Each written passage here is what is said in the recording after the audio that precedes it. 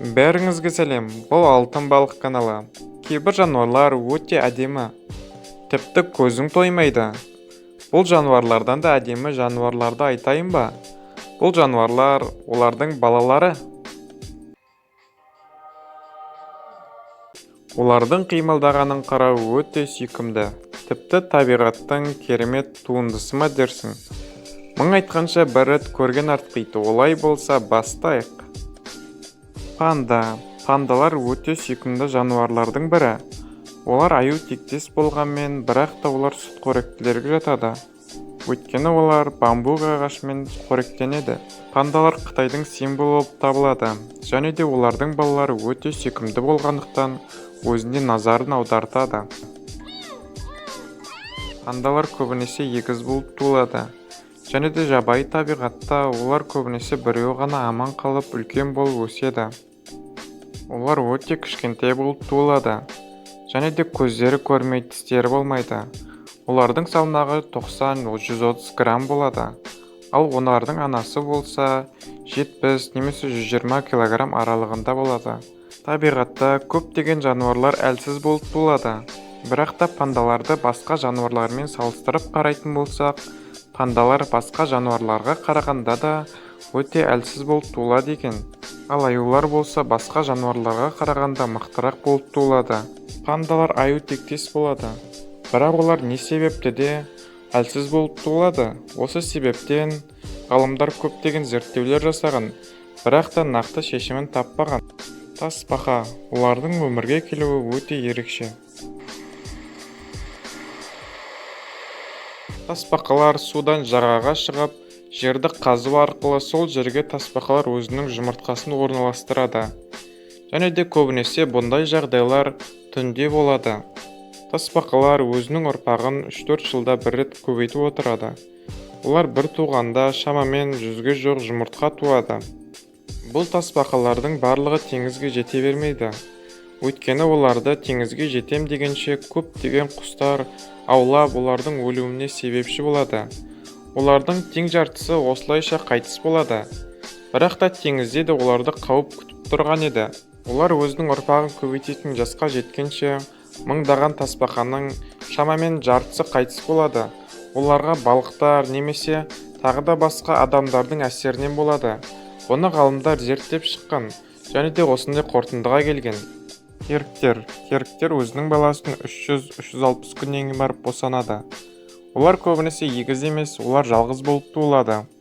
Керіктер баласын босанған кезде тұрып босанады. Осы себептен де олардың баласы 2 метр биіктіктен құлайды. Олар туылған кезде жүре де алмайды. Бірақ қандай жануар бірден жүріп кетсін? Бірақ бірнеше сағат өткеннен кейін тек қана жүріп қана қоймай, олар өте қатты жүгіре де алады. Керіктердің баласы 1-2 аптаға дейін өзінің анасының жанынан бір елі қалмай жүреді. Және де осы уақыттың ішінде үстіндегі ою-өрнектерді неше түрлі қалыпқа келеді. Содан кейін барып басқа да керіктермен араласа бастайды. Керіктер өзінің баласына көп көңіл бөле бермейді, бірақ та өзінің баласына дос ретінде қарайды. Коала. Қытайда символдардың бірі панда болып табылатын болса, ал Австралияда символдардың бірі осы коала болып табылады. Бұл біртүрлі жануарды неше түрлі жануарларға ұсатуға болады. Мысалы, аю тағы да басқа жануарларға, және де дүкенде сатылатын жұмсақ ойыншықтарға салыстыруға болады. Коаланың баласы 30-35 күн аралығында туылады. Өздеріңізді сезіп тұрған шығарсыздар. Өйткені коаланың баласы толық жетілмеген күйде туылады. Соған қарамастан олар жақсы қимылдай алады. Олардың қолдары, аяқтары жақсы дамыған. Бірақ та олар коаланың сөмкесінде жаттамайды. 7 ай өткеннен кейін барып, сыртқы ортамен байланыс жасай бастайды. Дәл осылайша кенгурулар да өзінің байланысын 7 айдан кейін барып бастайтын еді. Басында 50 грамм болып туылған коаланың баласы осылайша 7 ай өткеннен кейін 350-500 грамм болады. Және де анасының арқасына отырып, талдан жапырақтар алып жеп, сыртқы ортамен байланыстар жасап, өзінің сөмкеден шыққаннан кейін жаңа өмірін бастайды. Жалқау. Бүгінгі видеодағы ең біртүрлі жануарлардың бірі осы. Шынымен де, уақыт өтіп бара жатыр, ал олар болса жаймендеп қимылдап жатыр. Және де өмірінің көп бөлігін осы ағашты өткізеді. Жаңа айтып өткеніміздей, ол шынымен де біртүрлі.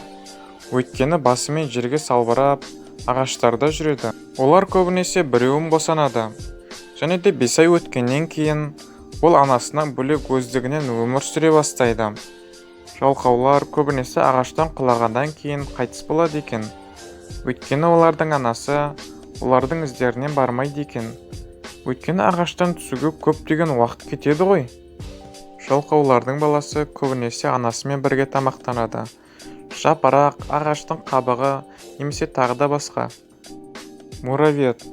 Бұл жануар басқа да жануарларға ұқсамайтын жануарлардың бірі. Өйткені оның мұрны, аузы өте ұзын болып шығады.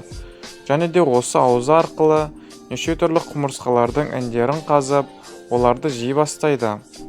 Олар нағыз шаңсорғыш секілді. Олардың салмағы өте үлкен. Осы салмағына қарамастан олар ағашқа шығып, неше түрлі жәндіктерді жей алады. Олардың жүктілік кезеңі 190 күнге созылады. Содан кейін барып, оның жалғыз баласы дүниеге келеді. Олардың балалары 1 айға дейін сүтпен қоректеніп жүреді. Содан кейін барып, қатты заттарға көше бастайды. Қатты зат дегенде қалай? Құмырсқа, тағы да басқа неше түрлі жәндіктерге. Олар аналарының үстеріне көрінбейтіндей қылып орналасады. Және де 9 ай өткеннен кейін олар өздігінен өмір сүріп, 2 жыл болған кезде олар ұрпағын жалғастыруға кіріседі. Альпака. Бұл жануар өте сүйкімді және де достыққа адал. Бұл жануарды көбінесе ламалармен шатастырып жатады.